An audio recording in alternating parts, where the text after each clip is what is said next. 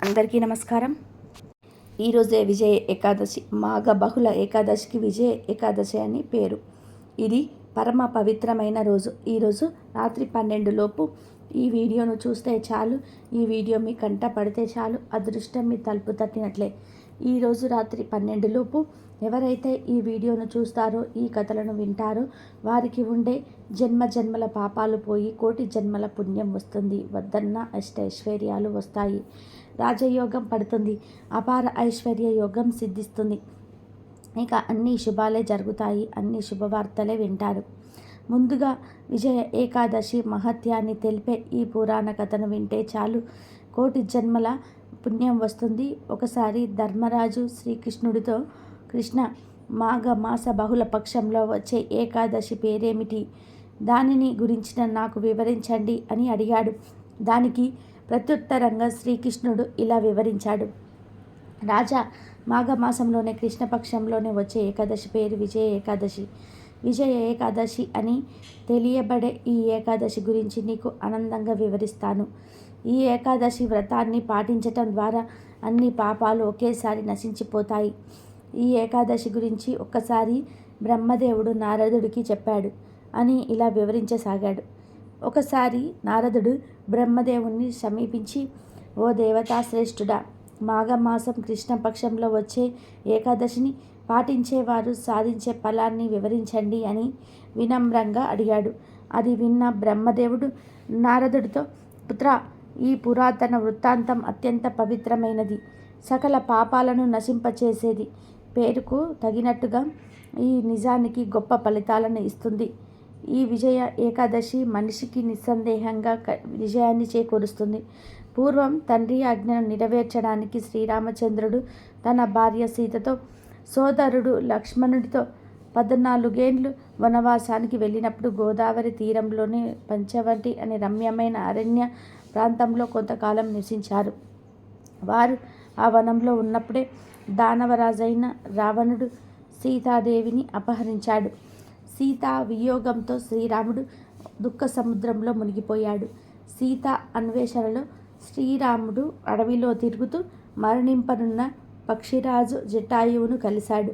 సీతను గురించి సమస్తం శ్రీరాముడికి తెలియజేసిన జటాయువు ఈ జగత్తును వీడి వైకుంఠానికి వెళ్ళాడు. తర్వాత శ్రీరాముడు సుగ్రీవుడితో స్నేహం చేశాడు. అప్పుడు రామచంద్రుడు కార్యార్థమై పెద్ద వానర సైన్యాన్ని ఏర్పాటు చేయబడింది.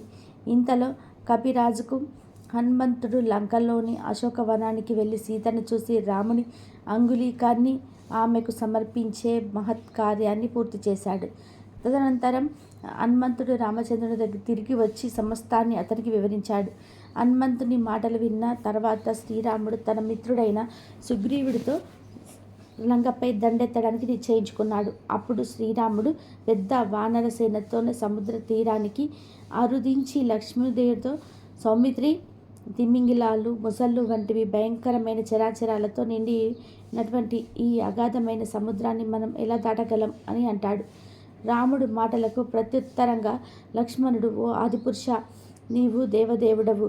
ద్వీపంలో అయితే ద్యాలుడు అనే ఒక ముని ఉన్నాడు.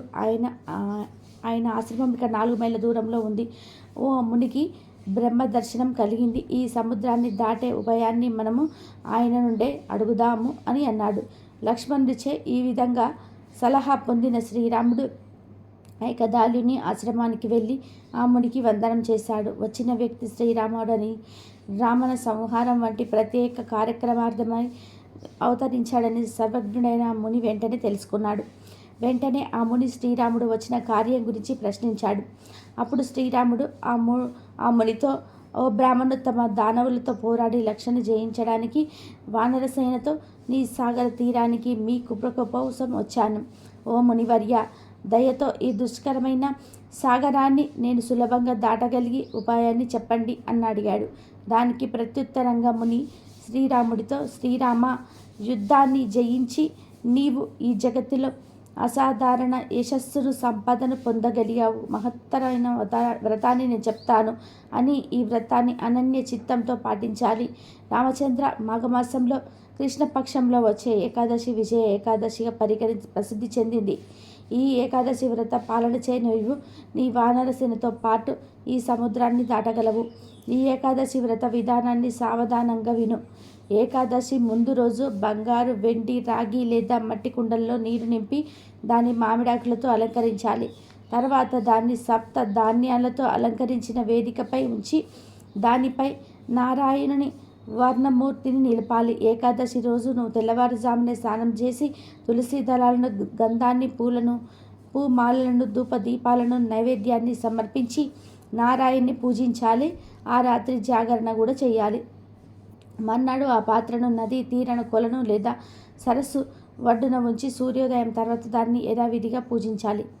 ఆ తర్వాత నారాయణ మూర్తితో పాటు ఆ పాత్రను బ్రహ్మచర్య వ్రతాన్ని పాటిస్తున్న బ్రాహ్మణుడికి దానం చేయాలి. ఈ విధానంగా చేస్తే నీకు నిశ్చయంగా నీ శత్రువులను ఓడిస్తావు అన్నాడు. ముని ఆదేశానుసారం శ్రీరామచంద్రుడు ఈ ఏకాదశి వ్రతాన్ని పాటించే సముద్రం మీద వారధిని కట్టాడు. తర్వాత రావణుడితో యుద్ధం చేసి విజయం సాధించాడు. ఈ ఏకాదశి వ్రతాన్ని యథావిధిగా పాటించే వ్యక్తి ఖచ్చితంగా ఇహపరాలలో విజయాన్ని సాధిస్తాడు అని నారదుడితో బ్రహ్మదేవుడు చెప్పి, పుత్ర, కనుక ప్రతి మానవుడు ఈ విజయ ఏకాదశి వ్రతాన్ని తప్పకుండా పాటించాలి.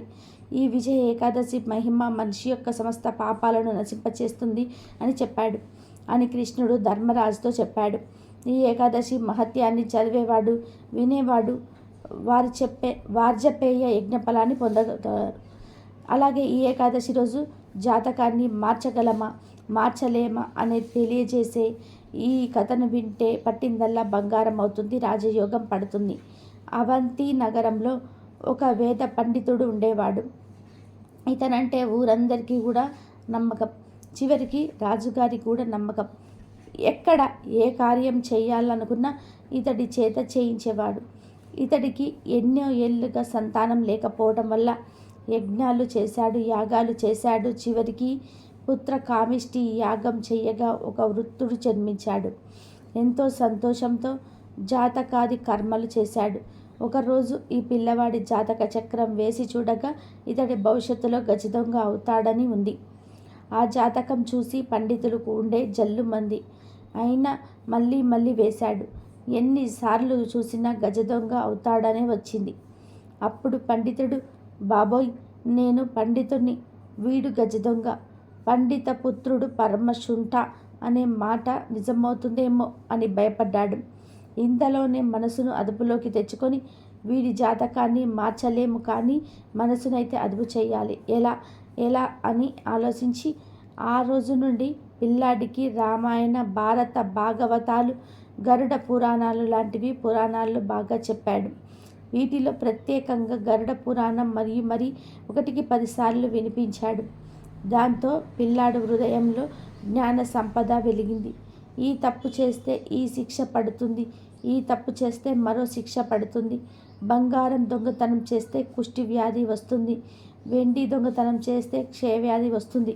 ఎవరినైనా దూషించటం, పర్ల మీద నిందలు వేయటం, గురువులను, వేదాలను నిందించటం, దొంగతనాలు చేయటం లాంటివి చేస్తే ప్రాణం తీసుకు చావాలి, ఇంకా అనేక శిక్షలు అనుభవించాలి అని మనసులోనే లోతుగా పాతుకుపోయింది. ఎట్టకేలకు ఈ కుర్రాడు కూడా పండితుడు అయ్యాడు. ఇతడి పేరు కూడా క్రమంగా ఆ నోట ఈ నోట పడి రాజుగారి దగ్గరికి వెళ్ళింది. రాజుగారు పండితుడు తండ్రి పిలిచి, ఓ పండిత బ్రహ్మ, భూశ్రోత్తమ, నీ కుమారుడు గుణగణాలు విన్నాను. ఇక నుండి నా దగ్గర పురోహితుడిగా చేయడానికి పంపించు అనగానే సంతోషించి అలాగే అని చెప్పి వెళ్ళాడు. అలా వెళ్ళాడే కానీ మనసంతా ఆందోళన. వీడి జాతకంలో గజదొంగ అవుతాడని ఉంది. ఇన్నాళ్ళు నా దగ్గర ఉన్నాడు గనక ఏదో ఒకటి చెప్పి వాడు మనసు మల్లకుండా చేశాను. ఇప్పుడు రాజమందిరంలోకి ప్రవేశిస్తే అక్కడ ఉండే బంగారం, వెండి, ఇతర విలువైన సామాగ్రి చూసి పొరపాటున మనస్సు మారి దొంగతనం చేస్తే వాడి తలే పోలుతుంది. అయ్యో, పంపించకపోతే వీడికి భవిష్యత్తు ఉండదు, అక్కడికి వెళ్ళాక ఏదైనా చేస్తే మనిషే ఉండడు అని తనను తాను నిగ్రహించుకొని కొడుకును పిలిచి, నాయన, రేపటి నుండి నువ్వు రాజమందిరంలో పురోహితుడిగా చేయాలి కనుక చాలా జాగ్రత్తగా ఉండాలి. ఏమరపాటుతో ఉన్నావా, తలే తీసేస్తాడు రాజుగారు అని మళ్ళీ గరుడ పురాణం చెప్పి ఎన్నెన్నో నీతులు చెప్పి జాగ్రత్తలు చెప్పి పంపించాడు. చిన్ననాటి నుండి ఇలా పురాణాలు, రామాయణ, భారత, భాగవతాలు చెప్తూ ఉంటే ఎందుకు చెప్తున్నాడో అర్థం కాయేది కాదు ఈ పండిత పుత్రుడికి. వీడు గజదొంగ అవుతాడని తండ్రికి తప్ప వీడికి తెలియదు. మొత్తం మీద రాజుగారిని కలిసి పురోహితుడిగా నియమితుడయ్యాడు. పూజ చేయడానికి పూజా మందిరంలోనికి వెళ్ళగానే అక్కడ దగదగ మెరిసిపోతున్న వజ్రాలు, పగడాలు, బంగారము, వెండి వస్తువులు చూసి ఆహా, నా జీవితంలో ఇలాంటివి చూడలేదు అంటూ చేతితో పట్టుకోబోయాడు. వాటిని తీసుకోవాలనిపించింది. వెంటనే మనసులో అమ్మో, ఈ దొంగతనం చేస్తే ఈ పాదలు పడాలి అని చిన్నప్పటి నుండి తన తండ్రి చెప్పిన మాటలు, పురాణాలు గుర్తొచ్చి అమ్మో వద్దు వద్దు అని వెనక్కి తగ్గి పూజాది కార్యక్రమాలు చేశాడు. ఇలా కొన్నాళ్ళు గడిచింది. ఒకరోజు ఆనాటి కార్యక్రమాలు గుర్తు చేసి ఇంటికి వెళ్ళబోతూ ఉంటే రాజద్వారం దగ్గర ద్వారకపాలకులు ఆపి చేతిలో ఉన్న మూట చూసి ఏంటది స్వామి చూపించండి అనగా అయ్యో ఏమీ లేదు ఏమీ లేదు అనగా అనుమానం వచ్చేలా అక్కడి చూస్తే ఆ మూటలో తౌడు ఉంది. ఇదేంటి స్వామి తౌడు మూట పట్టుకుపోతున్నావు అని ద్వారకపాలకులు అడగగా పండితుడు బెదిరిపోతూ చూశాడు. ఇక ద్వారపాలకుడు సందేహంతో రాజుగారి దగ్గర ఇతడిని ప్రవేశపెట్టారు. అప్పుడు రాజుగారికి జరిగిందంతా పూసగుచ్చినట్లుగా భటులు చెప్పారు. రాజు అంతా విని భూసురోత్తమ ఎందుకు ఇలా చేశావు అని అడుగుతాడు. అప్పుడు పండితుడు ఏమీ లేదు మహారాజా, ఆవుకు పెట్టడానికి ఇంట్లో తౌడు నిండుకుంది, అందుకే ఇలా చేశాను అనేసరికి రాజుగారికి నవ్వుకొని అదేంటి పండితుడా పుత్ర, అడిగితే బస్తాలకు బస్తులు ఇచ్చేవాడిని కదా, దొంగతనం చేయాల్సిన కర్మేమి వచ్చింది, చిన్న పిల్లాడి చేష్టల ఉంది అని అనుకొని అతడి తండ్రిని పిలిపించాడు. తండ్రి గజగజ వణికిపోతూ అయ్యో నేనేం చేశాడో అనుకున్నంత జరిగినట్లు ఉంది, ఎంత చెప్పినా కర్మను మార్చలేము, అయ్యో వాడి తల తీసేస్తారు, కుయ్యో ముర్రో అయ్యో నాయన అంటూ ఏడుస్తూ దర్బారుకు వచ్చాడు. అప్పుడు రాజుగారు జరిగింది చెప్పాడు. మనసులో అమ్మయ్య అనుకొని మహారాజా నీకు ఒక రహస్యం చెప్పాలి, ఏకాంతంగా మాట్లాడాలి అని రాజుగారి ఏకాంత మందిరానికి తీసుకుని వెళ్ళి మహారాజా నన్ను క్షమించండి, ఇదిగో వీడి జాతకం ప్రకారం గజదొంగ అవ్వాలి, కానీ నేను మన భారత, భాగవత, రామాయణ పురాణాలను చిన్ననాటి నుండి బోధించాను, వాటి ప్రభావమే ఈ చిన్న దొంగతనంతో పూర్తయింది, లేదంటే ఈ పాటికి వాడు గజదొంగ అయ్యే ఉండేవాడు, వాడి జాతక దోషం ఈ దొంగతనంతో పూర్తయింది, ఇక మీదట ఎలాంటి అపశృతి జరగదు అని మాటిస్తున్నాను అని రాజుగారికి వివరించాడు. ఆ పండితుడి నిజాయితీకి మెచ్చుకొని మణి మాణిక్యాలు ఇచ్చి బస్తాల కొద్దీ ఆహార ధాన్యాలు ఇచ్చి తౌడి ఇచ్చి పంపించాడు రాజు. ఆ విధానంగా పిల్లాడి దోషాలను నివృత్తి చేశాడు తండ్రి. అందుకే పిల్లలకు చిన్ననాటి నుండే ఇలాంటి పురాణాలు, ఇతిహాసాలు చెప్తే జాతకాలు మార్చేయవచ్చు. ఇది నిజంగా జరిగిన కథ. అలాగే ఈ ఏకాదశి రోజు ఏకాదశి పూట బియ్యంతో చేసిన పదార్థాలు తినకూడదని ఎందుకంటారో తెలియపే ఈ కథను వింటే పాపాలన్నీ పోతాయి. ఒకనాడు జముని మహర్షి తన గురువైన వైశ్య మహర్షి దగ్గరికి వెళ్ళి ఇలా అడుగుతాడు. గురువుగారు, నేను ఏకాదశి అనే పదాన్ని చాలాసార్లు విన్నాను. అసలు ఏకాదశి అంటే ఏమిటి? ఏకాదశి రోజు ఏం చేయాలి? ఏకాదశి గురించి పూర్తి వివరాలు చెప్పి నాకు జ్ఞానోదయం కలగచేయండి అని వ్యాస మహర్షిని అడుగుతాడు. అప్పుడు వ్యాస మహర్షి చిరునవ్వు నవ్వి ఇలా అంటాడు. మంచి ప్రశ్న అడిగావు. ఈ సందేహం రాబోయే తరాల వారికి కూడా కలుగుతుంది. వారిలో కొంతమంది మాత్రమే ఈ విషయాలను తెలుసుకోవడానికి ఆసక్తి చూపిస్తారు. వారికి కూడా ఇప్పుడు మనం చెప్పే విషయం చాలా ఉపయోగపడుతుంది అని ఏకాదశి విశిష్టత గురించి ఇలా వివరించారు వ్యాస మహర్షి. సృష్టి ఏర్పడిన తర్వాత భగవంతుడి అయిన విష్ణువు పాపమునకు మానవీకరణ చేయదలిసి పాప పురుషుణ్ణి సృష్టించాడు. మానవుడు చేసిన పాపాలు, కర్మలను బట్టి వారికి శిక్షలు విధించటం, వారికి పునర్జన్మను కలిగచేయడం లాంటి ధర్మాన్ని నిర్వర్తించేవాడు పాపపురుషుడు. ఒకనాడు విష్ణువు యమధర్మరాజు వద్దకు వెళ్ళాడు. అక్కడ ప్రజలందరూ కూడా శిక్షింపబడుతూ ఉంటాడు. ఆ ప్రదేశమంతా శిక్షింపబడుతున్న ప్రజల ఆర్తనాదాలు ఏడ్పులతో నిండి ఉంటుంది. వీటన్నిటిని చూసిన విష్ణుమూర్తి వీరందరూ ఎవరు, వారిని ఎవరు శిక్షిస్తున్నారు అని యమధర్మరాజును అడిగాడు. దానికి యమధర్మరాజు ఇలా అంటాడు: స్వామి, మీరు పాపపురుషుని నియమించారు కదా, ఆయన తన ధర్మాన్ని నిర్వర్తిస్తూ ఉన్నాడు. ఎవరైనా పాపాలు చేస్తే వారిని పాపపురుషుడు శిక్షిస్తూ ఉంటాడు. అందుకే వీరికి ఈ బాధలు అని చెప్పాడు.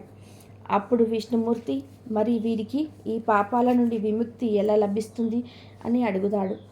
అప్పుడు యమధర్మరాజు, నాకు ఎలా తెలుస్తుంది స్వామి, మీరే ఈ జగత్తును సృష్టించారు, మీరే జగద్నాథుడు, మీరే చెప్పాలి అన్నాడు.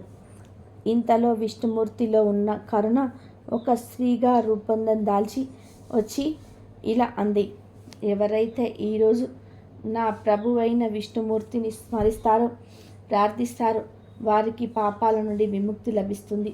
ఇదే నా వాగ్దానం అని పలికింది. ఈ విషయాన్ని విన్న యమలోకంలోని పాపులందరూ కూడా విష్ణుమూర్తిని పూజించి వారి పాపాల నుండి విముక్తి పొందుతారు. అప్పుడు ఆ స్త్రీని విష్ణుమూర్తి ఇలా ప్రశ్నిస్తాడు: ఎవరు నువ్వు, నిన్ను ఎవరు పంపించారు అని అడగగా ఆమె ఇలా చెప్తుంది: స్వామి, నేను మీ దాసిని, ఏకదాసిని, మీలోని కర్ణ రూపం దాల్చగా ఏర్పడిన దానిని. దయచేసి మీకు నాకు అనుమతి ఇవ్వండి. ఈరోజు ఎవరైతే మిమ్మల్ని ప్రార్థిస్తారో వారికి పాపాల నుండి విముక్తి లభించేలాగా చేయండి. ఎలా అయితే ఈ యమలోకంలోని పాపులందరికీ విముక్తి లభించిందో, అలాగే విశ్వంలోని పాపులందరికీ కూడా ఈరోజు మిమ్మల్ని పూజించటం ద్వారా వారి పాపాల నుండి విముక్తి లభించేలాగా చేయండి స్వామి అని కోరుకుంటుంది. అంతటి విష్ణుమూర్తి ఆమె కోరికను అంగీకరిస్తాడు. ప్రజలందరూ ఈ విషయం తెలిసి విష్ణుమూర్తి పూజించి వారి పాపాల నుంచి విముక్తి పొందుతారు. ఇది తెలిసిన పాపపురుషుడు విష్ణు వద్దకు వెళ్ళి, స్వామి, అందరూ మిమ్మల్ని ప్రార్థించి వారి పాపాల నుండి విముక్తి పొందుతూ ఉన్నారు. మరి నేనేమి చేయాలి? నా పుట్టుకకు అర్థం ఏముంది అని అడుగుతాడు. దానికి విష్ణుమూర్తి, నీవు అవసరం లేదు, నా రాజ్యం అది, వెళ్ళిపో అంటాడు. దానికి పాపపురుషుడు, నీవు జగమంతా ఉంటే జగన్నాథుడవి, నేను ఎక్కడికి వెళ్తాను అని అడుగుతాడు. అప్పుడు విష్ణుమూర్తి, ఎప్పుడైతే ఏకాదశి తన కార్యనిర్వహణలో ఉండదో అప్పుడు నీ ధర్మాన్ని పాటించు అని చెప్తాడు. ఆమె ఎప్పుడు అధికారంలో ఉంటుందో అప్పుడు నీవు ఎక్కడైనా దాక్కో అని చెప్తాడు. దానికి పాపపురుషుడు, నేను ఎక్కడ దాక్కోవాలి అని అడుగుతాడు. అంతటా విష్ణుమూర్తి, ఏకాదశి రోజు నీవు ధాన్యాలలో దాక్కో అని అంటాడు. ఆయన చెప్పిన విధానంగానే పాపపురుషుడు ఏకాదశి రోజు ధాన్యాలలో దాక్కొని ఉంటాడు. అందుకే ఏకాదశి రోజు ధాన్యాలను తినటం మహాపాపం. ఏకాదశి రోజు చేసే ఉపవాసం, ఎందుకంటే ఏకాదశి అంటే 11, ఉప అంటే దగ్గరగా, వాసం అంటే జీవించటం అని అర్థం. ఈరోజు నిద్ర తిండి వదిలేసి మానవుని యొక్క 11 సూక్ష్మ జ్ఞానములతో ఆయన మీద ఏకాగ్రతతో జీవించటమే ఉపవాసం. విష్ణుమూర్తిని ప్రార్థించటంలో మానవుడికి అవసరమైన తిండిని కూడా వదిలేసి 11 జ్ఞానేంద్రియాలను ఆయన మీదే లగ్నం చేయాలి. ఆకలితో ఉండి ఆత్మ మీద మనసును లగ్నం చేయలేము అనుకునేవారు పండ్లు పాలు తీసుకోవచ్చు. అవి కూడా సరిపోకపోతే కావలసినవన్నీ కూడా తినవచ్చు. కానీ ఆ పరమాత్మ మీదే మొత్తం మనసు ఉంచి భక్తి శ్రద్ధలతో పూజించుకోవాలి అని వ్యాస మహర్షి చెప్పాడు. అలాగే ఈ ఏకాదశి రోజును గండకీ నది ఎలా పుట్టిందో తెలిపే ఈ పవిత్ర కథను వింటే అష్టైశ్వర్యాలు సిద్ధిస్తాయి, సమస్యలన్నిటివి దరిచేరవు. పూర్వం గండకి అనే ఒక అమ్మాయి ఉండేది. ఆమె అందానికి ఎవరైనా సరే దాసోహం అవ్వాల్సిందే. శ్రావస్తి అనే నగరంలో ఈ గండకి ఉండేది. గండకి ఒక వేశ్య. గండకితో ఒక రాత్రి గడిపితే చాలు వాళ్ళ తలరాతలు మారిపోయేవి, వాళ్ళ అదృష్టాలు మారిపోయేటివి. బాగా సంపన్నులుగా గొప్పవాళ్ళుగా మారిపోయేవారు. దీంతో చాలామంది డబ్బున్న వాళ్ళు కూడా ఆమెను అనుభవించాలనుకునేవారు. అయితే గండకి మాత్రం అందరినీ తన దగ్గరకు రానిచ్చేది కాదు. చెడ్డవాళ్లతో అస్సలు గడిపేది కాదు. రోజుకు ఒక వ్యక్తితోనే గడిపేది. తాను మరుసటి రోజు గడపబోయే వ్యక్తితో ముందు రోజు బేరం కుదుర్చుకునేది. ఇక ఆ రోజు మొత్తం అతన్ని భర్తగా భావించేది. తను ఏది కోరితే అది చేసేది.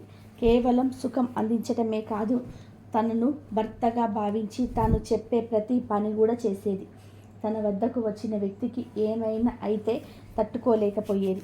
ఒకసారి గండకి గురించి నారాయణుడికి తెలిసింది. ఆమెను పరీక్షించాలనుకున్నాడు నారాయణుడు. అంతో ఒకరోజు ముందు విష్ణువు మారువేషంలో వెళ్ళి గండకితో బేరం కుదుర్చుకున్నాడు. గండకి కూడా అతను మంచివాడిలాగా కనిపించాడు కాబట్టి ఒకరోజు ఆయనకు భార్యగా ఉండేందుకు ఒప్పుకుంది. మరుసటి రోజు విష్ణువు వస్తాడు. తనకు ముందుగా భార్యలా స్నానం చేయించి కడుపు నిండా భోజనం పెట్టమని కోరుకుంటాడు నారాయణుడు. సరే అని గండకి ముందుగా అతనికి స్నానం చేయించబోతుంది. బట్టలు తీసివేస్తే ఒంటి నిండా పుండ్లు కనబడతాయి. నారాయణుడు అందవికారంగా కనిపించాడు. అయినా కూడా ఆమె శ్రద్ధగా స్నానం చేయించింది. సువాసనలు గుప్పించే సుగంధ ద్రవ్యాలను గండకి ఆయనకు పూసింది. కొత్త బట్టలు తొడిగించింది. తర్వాత తనే వంట చేసి అతడికి వడ్డించింది. అతడి చేతులకు మొత్తం పుండ్లు ఉండడంతో సరిగ్గా తినలేకపోతాడు. దాంతో ఆమె తినిపిస్తుంది. తర్వాత మిగిలిన అన్నాన్ని ఆమె తింటుంది. ఆ తర్వాత అతని పక్క మీదకి తీసుకెళ్తుంది. కానీ ఆయనకు బాగా జ్వరం వస్తుంది. అతనికి ఆ రోజంతా సేవ చేస్తుంది గండకి. ఆ రోజు రాత్రి అతను చనిపోతాడు. గండకి తన సొంత భర్త చనిపోయాడన్నట్టుగా బాధపడుతుంది, రోధిస్తుంది. భర్తతో పాటు తాను కూడా చితిలో పడుకొని సతీ సగమనం చేయడానికి సిద్ధమవుతుంది. అందరూ అడ్డుకున్నా కూడా వినదు. తన దగ్గర ఉండే సొమ్మునంతా కూడా బీదలకు పంచిపెడుతుంది. తరువాత శ్మశానంలో చితిలోకి దూకుతుంది. అయితే అలా దూకిన వెంటనే చితిమంటలు ఒక్కసారిగా మల్లెపూల మాదిరిగా మారిపోతాయి. విష్ణువు ప్రత్యక్షమై నువ్వు చేసే వృత్తిని నిజాయితీగా చేయటం నాకు నచ్చింది అంటాడు. గండకి సంబరంగా విష్ణువు వైపే చూస్తుంది. నీకు ఏం వరం కావాలో కోరుకో గండకి అంటాడు విష్ణుమూర్తి. గండకి విష్ణువునే తన గర్భాన పుట్టాలని కోరుకుంటుంది. సరే, నీ కోరిక వచ్చే జన్మలో తీరుతాను. నీ గర్భంలో ఎప్పుడు నేను పుడుతూనే ఉంటాను అంటాడు విష్ణుమూర్తి. ఆ ప్రకారం గండకి మరో జన్మల నదిగా పుట్టింది. ఆ నది గర్భంలోనే శాలిగ్రామాలు అంటే విష్ణుమూర్తి రూపంలో ఉండేటివి పుడుతూనే ఉన్నాయి. ఇది శాలిగ్రామం గండకి కథ. తులసి శాపం వలన శాలగ్రామాలంగా మారిన విష్ణువు గండకి ఇచ్చిన వరం వల్ల గండకి నదిలోనికి శాలగ్రామం రూపంలోనే చేరుతాడు. అలాగే ఈ ఏకాదశి రోజు మంచి మనుషులకు చెడు చెయ్యాలని చూస్తే ఏం జరుగుతుందో తెలిపే ఈ కథను వింటే పట్టిందల్లా బంగారం అవుతుంది. రంగాపురంలో గోపాలయ్య అనే ఒక కష్టజీవి ఉండేవాడు. కానీ ఆయన కష్టంతో గోపాలయ్య సంపాదించిందంతా ఒకే ఒక ఆవు, ఓ చిన్నపాటి పొలం. ఆ ఒక్క ఆవు పాలు పెరుగు అమ్మి ఉన్నంతలో పొదుపుగా బ్రతికే వాళ్ళు.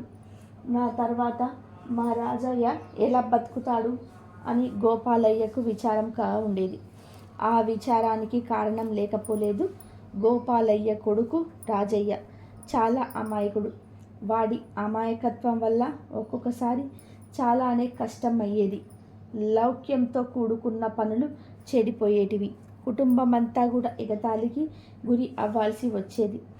రాజయ్యకు ఓ మంచి తెలివైన పిల్ల భార్యగా దొరికితే చాలు, వాళ్ళు సుఖంగా బ్రతుకుతారు అని ఆలోచించిన గోపాలయ్యకు తన చిన్ననాటి స్నేహితుడు శంకరయ్య గుర్తుకొచ్చాడు. శంకరయ్యది తమలాంటి కుటుంబమే. వాడిని అడిగితే పొరుగురిలో ఏమైనా సంబంధాలు చూసి పెడతాడు అని ఆసక్తి గోపాలయ్య ఒకనాడు తని వాళ్ళ దగ్గరికి పోయి శంకరయ్య కలిశాడు. శంకరయ్య, రారా గోపాల రా, ఎంత కాలానికి గుర్తొచ్చాను నీకు. మీ వాడికి 5 ఏళ్ళు ఉన్నప్పుడు కలిసాం. ఎట్లా ఉన్నావు నువ్వు? వదినమ్మ ఎలా ఉన్నది అంటూ ఆప్యాయంగా పిలిచాడు. ముచ్చట్లు అవి ఇవి పూర్తయ్యాక శంకరయ్య పిల్లవాడు పెళ్ళిడికి వచ్చాడు. ఎవరైనా మంచి పిల్లను తెచ్చి వాడి పెళ్ళి చేయాలి అనుకుంటూ ఉన్నాను. నీకేమైనా సంబంధాలు తెలిస్తే చూడు. మా వాడు కష్టపడి పని చేస్తాడు కానీ బాగా అమాయకుడు. మాకు ఒక ఆవు, చిన్నపాటి పొలం ఉన్నాయి. ఎట్లాగో అట్లా వాడికి ఒక మంచి తెలివైన అమ్మాయినిచ్చి పెళ్లి చేస్తే నా బాధ్యత తీరుతుంది. మా వాడి జీవితం ఒక దారిలో పడుతుంది అని చెప్పాడు గోపాలయ్య. శంకరయ్య మురిసిపోతూ, గోపాలయ్య, నీ వాడు లక్షణంగా బాగుంటాడు. నీ మాట మీద నమ్మకం ఉంది. అన్ని ఆస్తులు ఒక ఎత్తు, కష్టపడే లక్షణం మరొక ఎత్తు. ఆ ఒక్క లక్షణం ఉంటే చాలు, ఆస్తిపాస్తులన్నీ సమకూర్చుకోవచ్చు. మీ కుటుంబానికి చక్కగా సరిపోతుంది నా బిడ్డ కాత్యాయిని. ఆమెను నీ కొడుకు ఇస్తే బాగుంటుందని అని మనసులోని మాట చెప్పాడు శంకరయ్య. అంతకన్నానా? అయితే ముందు నీ కూతురితో నేను 2 మాటలు మాట్లాడాలి అన్నాడు గోపాలయ్య. కాగల కార్యం గంధర్వులు తీర్చడం అంటే ఇదేనేమో.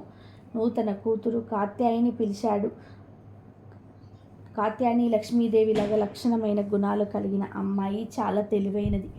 కాత్యాయిని నా చిన్ననాటి స్నేహితుడు గోపాల మామయ్య వచ్చాడు. కాసిన్ని మంచినీళ్లు తీసుకురా తల్లి అని చెప్పాడు. శుభ్రంగా తోమిన గ్లాసులో మంచినీళ్ళు పట్టుకొని వచ్చింది కాత్యాయిని. గోపాలయ్య ఆమెను ప్రేమగా పలకరించి, నేను నిన్ను 2 చిన్న ప్రశ్నలు అడుగుతాను, సమాధానం చెప్తావా తల్లి అని అడిగాడు గోపాలయ్య. అడగండు మామయ్య అన్నది కాత్యాయని. మరి ఇంటికి ఎవరైనా అతిథి వచ్చాడనుకోమ్మా, బాగా ఆకలితో సరిగ్గా ఆ సమయానికి మన ఇంట్లో కూరలు లేకపోతే ఎలాగా? మనం పెట్టే భోజనం అతనికి రుచిస్తుందా అని అడిగాడు గోపాలయ్య. ఆకలి రుచి ఎరగదు అంటారు కదా మామయ్య. ఇంట్లో ఉన్న పచ్చడి, పెరుగు కూడా అట్లా ఆకలిగా ఉన్నవాడికి పంచభక్ష పరవాన్నాల్లాగా తోస్తాయి.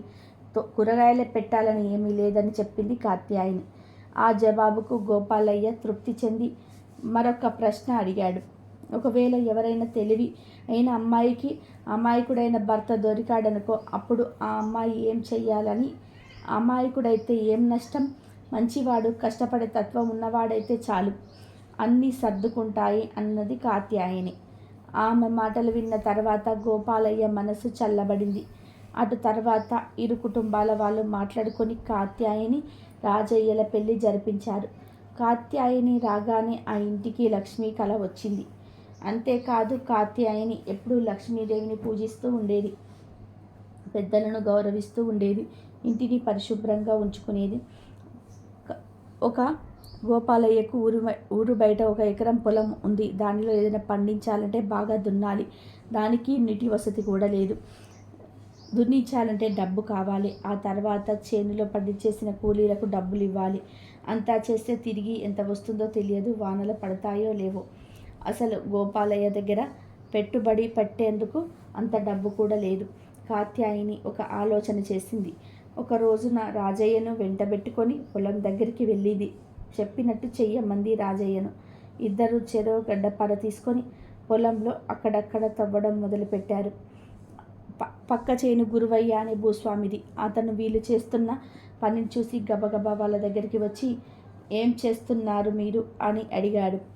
ఏం చెయ్యట్లేదమ్మా, మా మామగారు తండ్రి ఎప్పుడో ఈ పొలంలో 2 చిన్న పాత్రల నిండా బంగారం దాచారంట.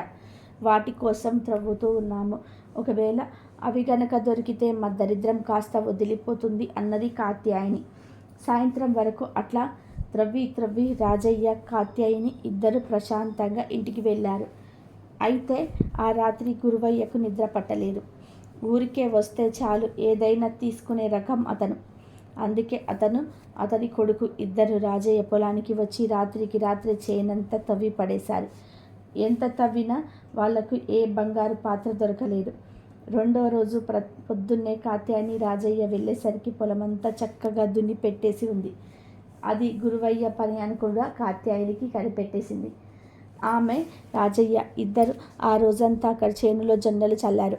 మరుసటి రోజున కాత్యాయని తన ఇంటికి తోరణాలు కట్టి లక్ష్మీ పూజ చేయటం మొదలుపెట్టింది.